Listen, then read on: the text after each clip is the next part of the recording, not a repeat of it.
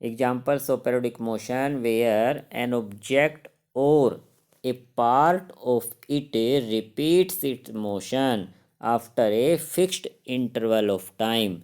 Main आपको क्या याद रखना स्टूडेंट, ऐसे ऑब्जेक्ट जिनका कोई पार्ट अपने मोशन को रिपीट करता है after a fixed interval of time, यानी टाइम जो है फिक्स होता है कि 1 सेकंड के बाद या हाफ सेकंड के बाद या 2 सेकंड के बाद या 1 मिनट के बाद, वो टाइम इंटरवल फिक्स होता है और उसमें अपने मोशन को रिपीट करता है।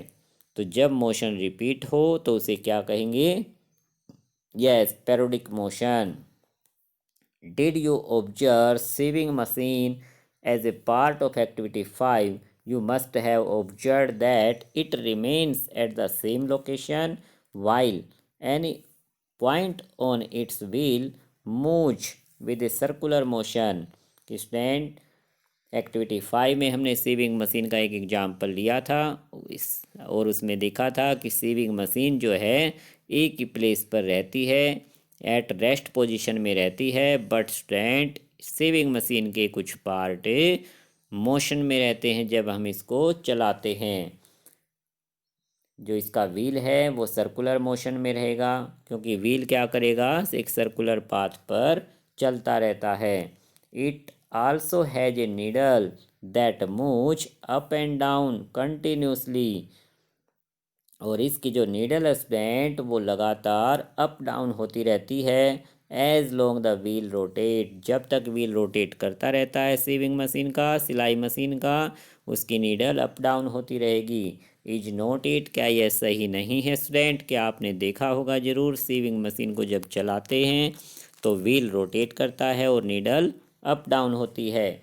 This needle is undergoing a periodic motion, तो इसकी नीडल पैरोडिक मोशन में रहती है। सो स्टूडेंट्स, हमने टाइप ऑफ मोशन में 3 टाइप्स स्टडी की, इनके नेम आपको जरूर लर्न कर लेने हैं, rectilinear motion, circular motion and periodic motion. Have you observe closely the motion of ball along a ground hair?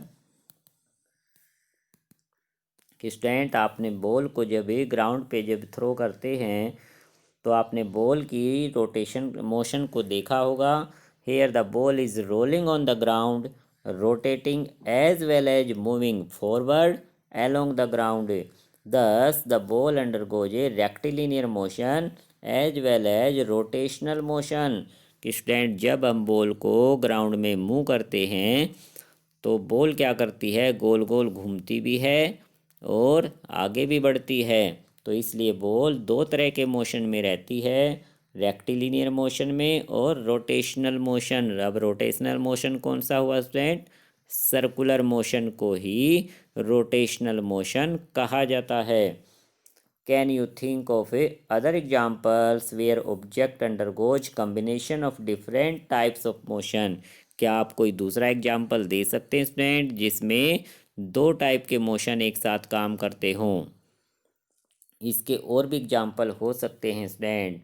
For example, bicycle चलाते समय आप बाइसिकल के व्हील को देख सकते हैं। बाइसिकल का व्हील क्या करता है, सर्कुलर मोशन में भी रहता है, गोल गोल इस तरह से घूमता भी रहेगा आगे की और आगे की तरफ भी बढ़ता रहेगा, इसलिए रेक्टिलिनियर मोशन में भी रहता है और रोटेशनल मोशन या इसको सर्कुलर मोशन भी कह सकते हैं।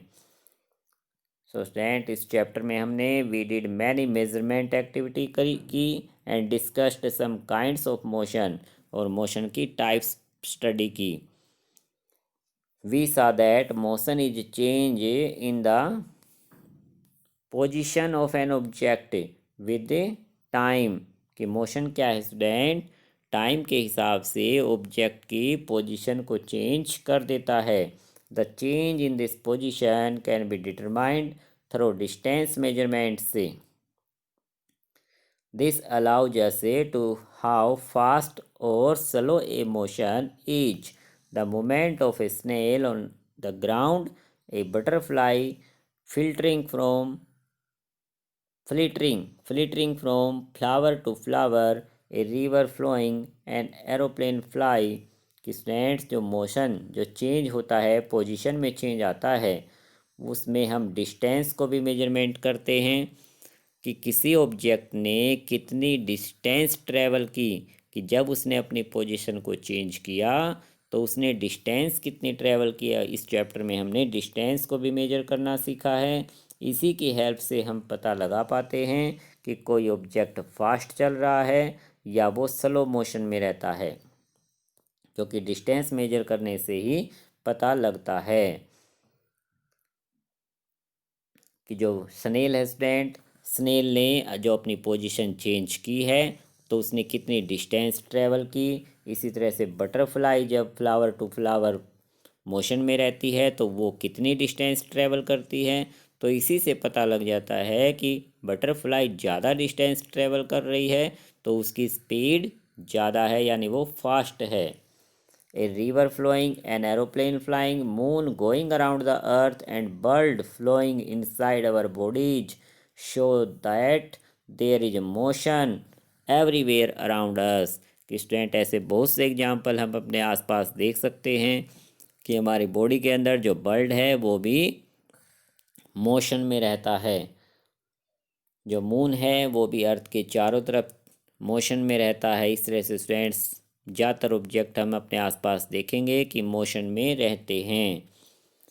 सो स्टूडेंट्स आज आपको इस चैप्टर को कंप्लीट यहाँ तक रिवाइज कर लेना है। नेक्स्ट टाइम हम इस चैप्टर के इम्पोर्टेंट वर्ड्स जिन्हें कीवर्ड्स कहा जाता है इनकी डेफिनेशन लर्न करेंगे। लास्ट में इस चैप्टर की समरी दी गई है। समरी के पॉइंट्स आपको खुद पढ़ने हैं ताकि कंप्लीट चैप्टर आपको रिवाइज हो जाए। Okay student, thank you.